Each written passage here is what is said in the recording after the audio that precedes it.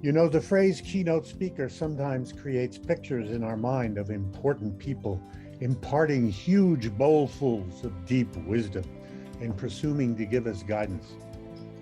That's not me. That's not why I'm here. I'm not here because I'm important or wise. I'm here because Wahid asked me to share a few thoughts with you, and because I want to support you, because I want to celebrate what you are doing. First of all, I want to acknowledge the words that Atya and Joel and Brenda and Viggy and Shine and Duty spoke, and those special words of Shannon Miller, who I believe is a fellow New Yorker. Is that right, Shannon, if I understood correctly? I wish there were a way to get those words of hers to every young person in the world who is trying to find their way, because she was right.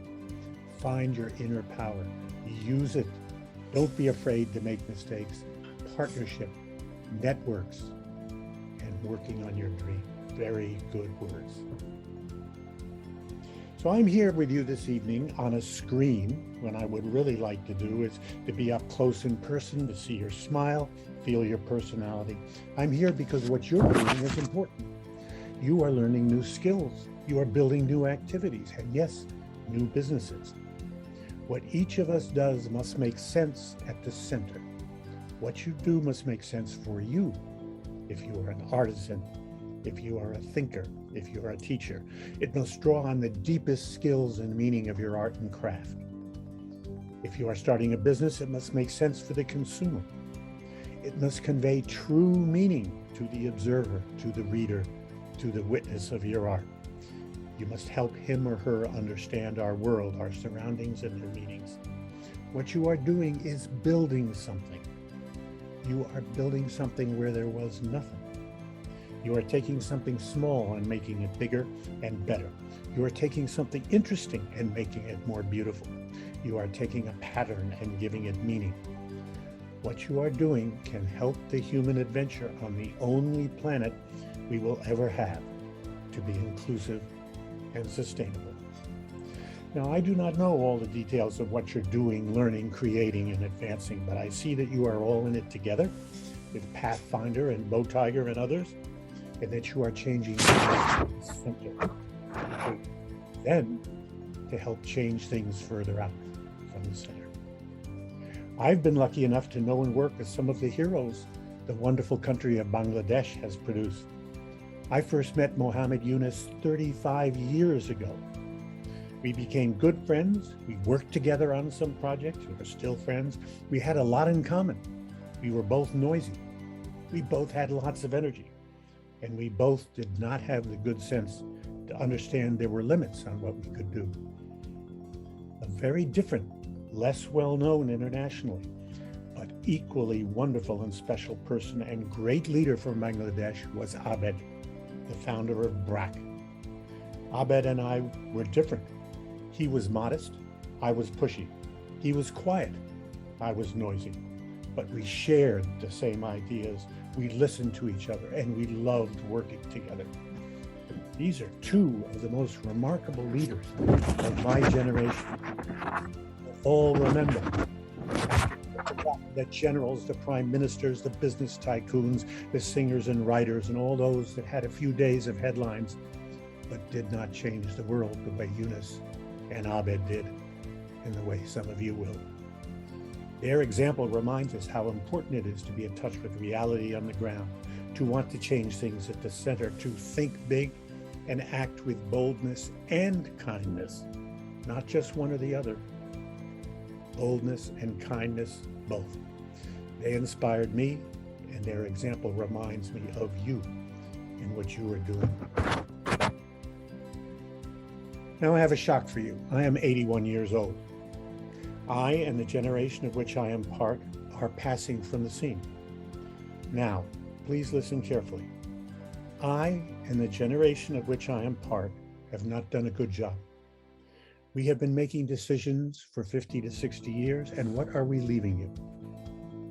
We are leaving you a world with a pattern of concentrated wealth and widespread poverty that is unfair, destructive, and too strong.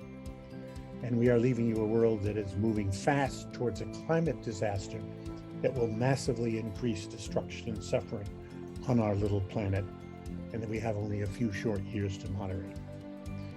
And your generation, most of them, understand this. That is one of the reasons you are doing what you are doing the way you are doing it.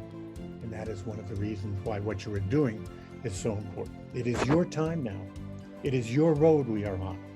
The road is not easy. My generation helped to make it difficult, sadly, but it is your road. And the job of my generation now is to support you, to listen to what you want to do.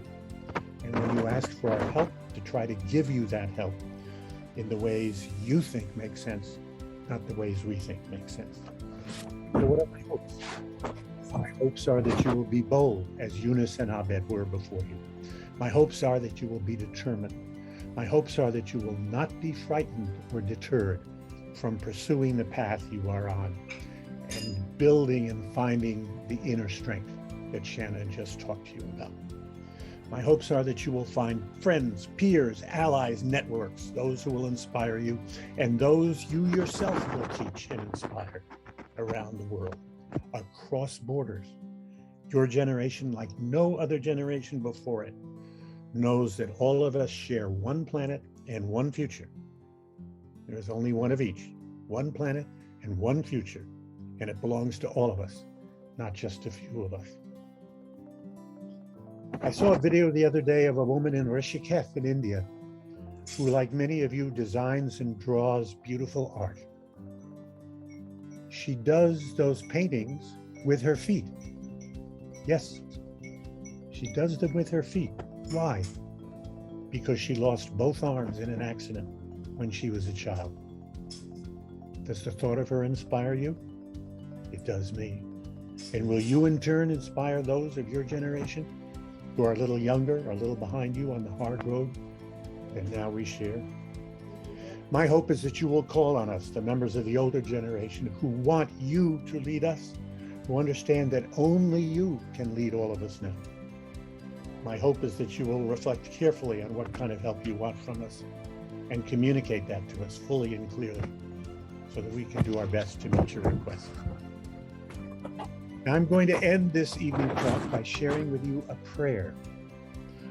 It is a prayer that very few Americans know and that is not written down anywhere. It is a prayer of the Iroquois Nation, a Native American people who, like so many of our Native Americans, were brutally mistreated by the white man when the white man arrived in America. This prayer of the Iroquois people is not written down anywhere, but I heard it recited by an Iroquois chief one night 30 years ago around a campfire outdoors.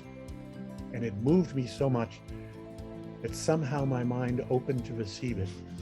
And I rushed back to my tent and I discovered it had embedded itself in my mind, that having heard it once, I knew every word. The Iroquois prayer. There is a law of nature. Man is not the ruler. The law applies to the four-leggeds and the wingeds. The law applies to man and woman. Let us bring our heads together as one.